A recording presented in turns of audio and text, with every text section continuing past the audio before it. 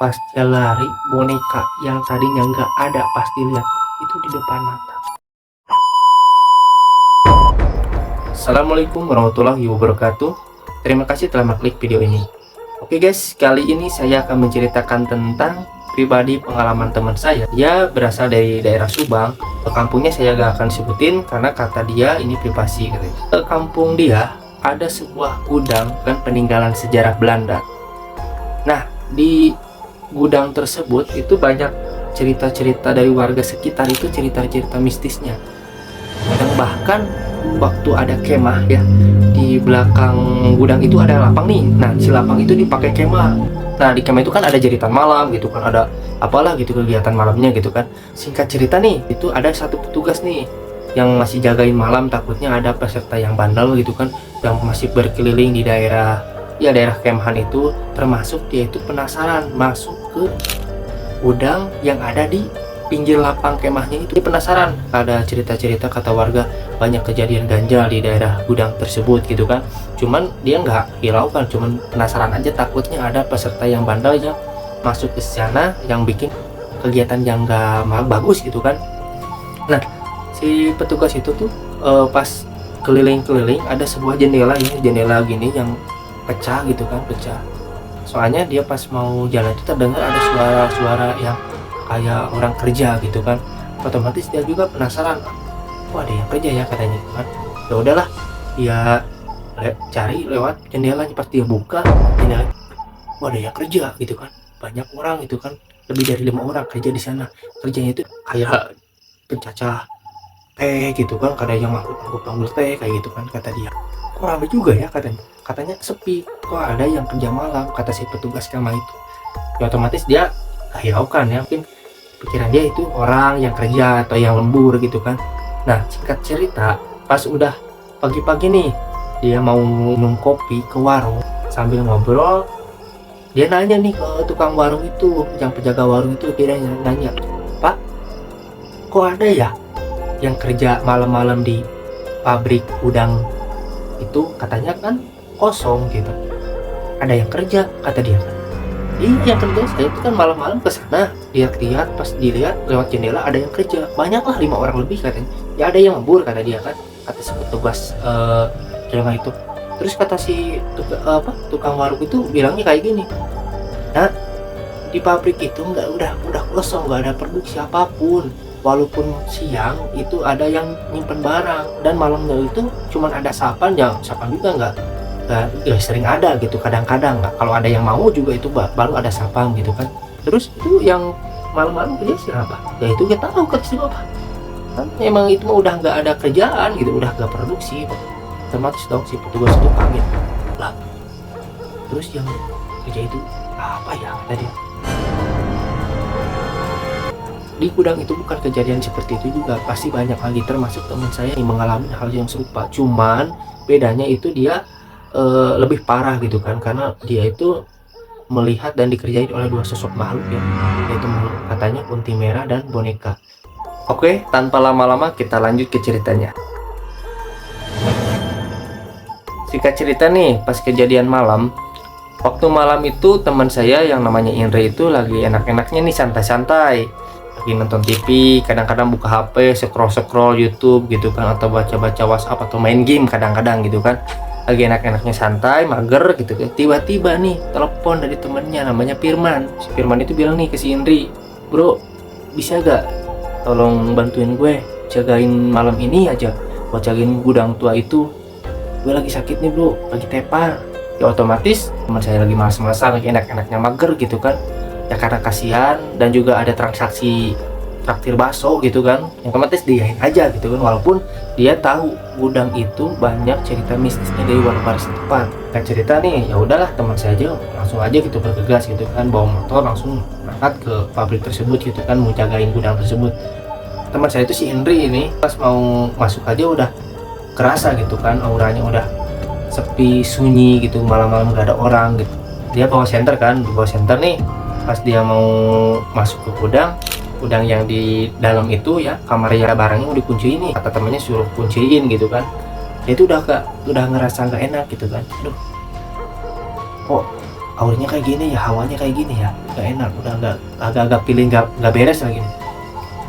Pas dia mau masuk itu kan lantainya itu terbuat dari kayu nih, cuman kayunya itu nggak ada pakunya, cuman di apa, kalau zaman dulu mah walaupun nggak ada paku cuman pas gitu, jadi kerasa kek kek kek gitu, kayak bunyi-bunyi yang berderit gitu kan. Dia tuh masuk ke dalam. Sebelum masuk ke kamar barang itu ada ruangan, cuman di ruangan itu ada kayak kursi, cuman bukan kursi gitu, kayak apa ya, kayak tempat duduk gitu kan, cuman itu bukan kursi. Nah, dia tuh melihat ke samping gitu kan, di samping tuh emang nggak ada apa-apa gitu kan, biasa aja. Langkah ketiga dia mau jalan lagi, pas dia setel lagi, apa ada boneka. Si boneka itu kusam lusuh gitu kan, cuman dia berbalik ke arah pojok, ke pojok nih si boneka itu. Katanya si boneka itu keriting, terus matanya itu bulat gede gitu kan. Wah, ada, kalau disebut lucu nggak lucu, kalau disebut seram ya itu seram, kata dia, kata si Indri itu. Boneka itu senyum gitu kan, cuman matanya itu nggak melihat ke teman saya si Indri ini, jadi itu matanya itu melihat ke pojok gitu kan, ke pojok kamar yang buka itu, yang harus dikunci itu si kamarnya. Pas dia lirik langsung, udah gak apa-apa, mungkin itu boneka dulu gitu, atau mungkin boneka yang anak kecil main ke sana lupa bawa, pikirnya itu positif aja gitu kan, karena takut gitu. Pas dia mau jalan, dia nengok lagi nih ke boneka itu, ya takutnya kadang-kadang hati itu kan gak bisa dibohongin gitu kan. Yang anehnya ini si boneka itu kan tadinya nengoknya ke arah kamar itu, dia arah ke sini, ke apa, ke teman saya langsung. Tadinya kan senyum, dia tuh langsung mukanya gitu katanya langsung diem kayak gini. Terus pas dia deketin kayak gini, deketin tuh kayak gitu, itu langsung senyumnya lebih apa, lebar banget, hitam.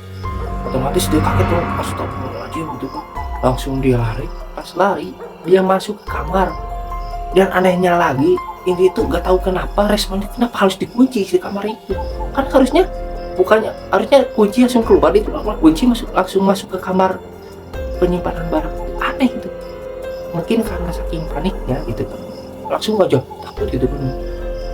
Yang lebih parah lagi, pas dia buka senter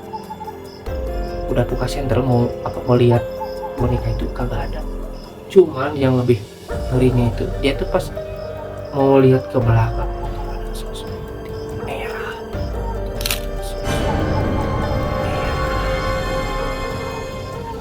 dia tersenyum lebar, cuman matanya itu ke bawah, itu senyum kayak gitu, kayak film-film Danur gitu kan, cuman mukanya itu putih katanya, cuma matanya aja yang hitam, sama ini ada bekas-bekas hitam kayak gitu.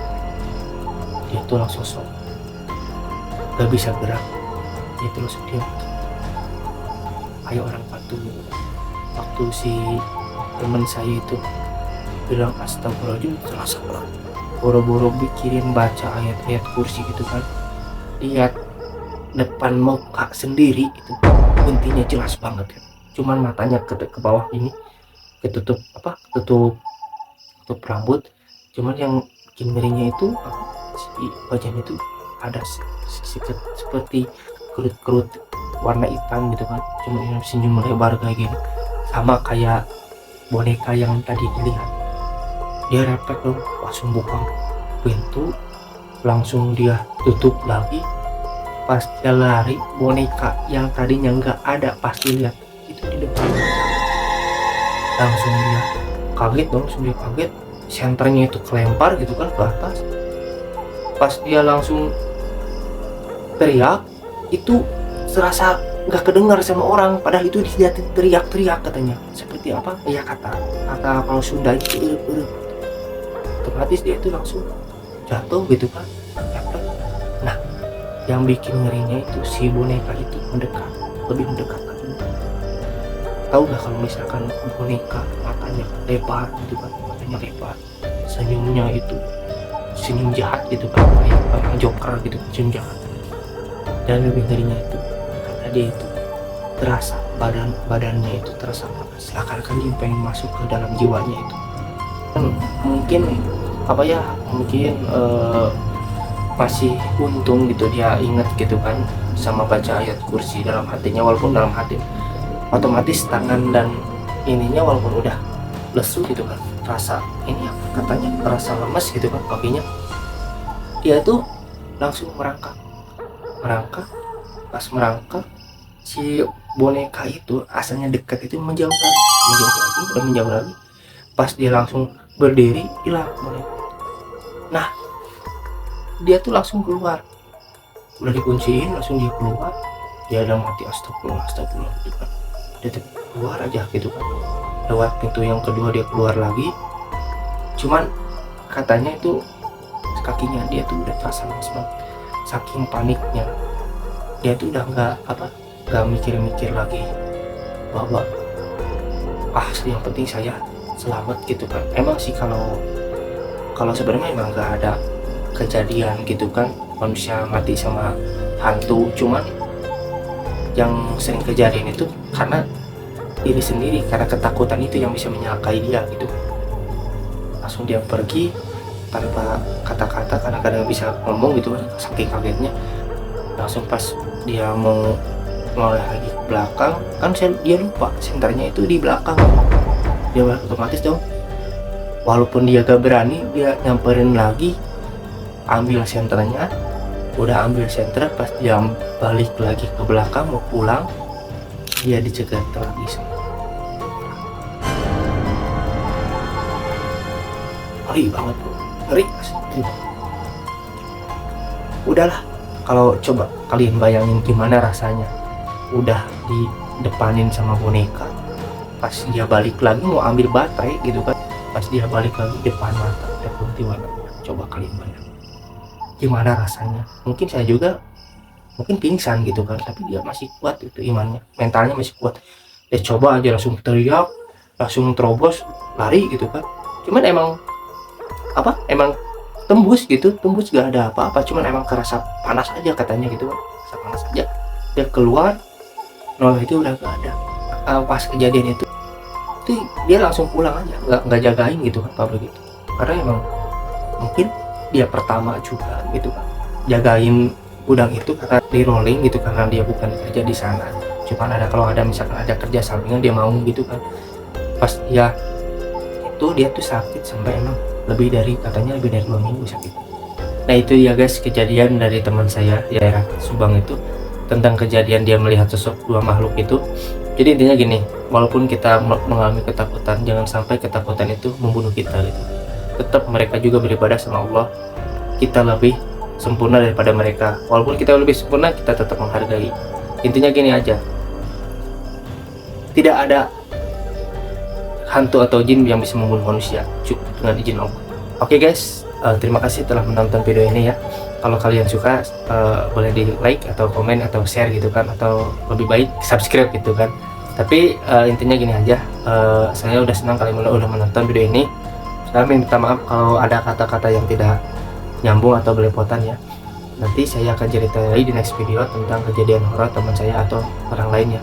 Dan ini tetap kisah nyata ya, bukan sebatas karangan. Walaupun enggak 100% yang saya ceritain ini, saya ceritakan itu nyata yang dialamin oleh narasumber saya. Oke, assalamualaikum warahmatullahi wabarakatuh.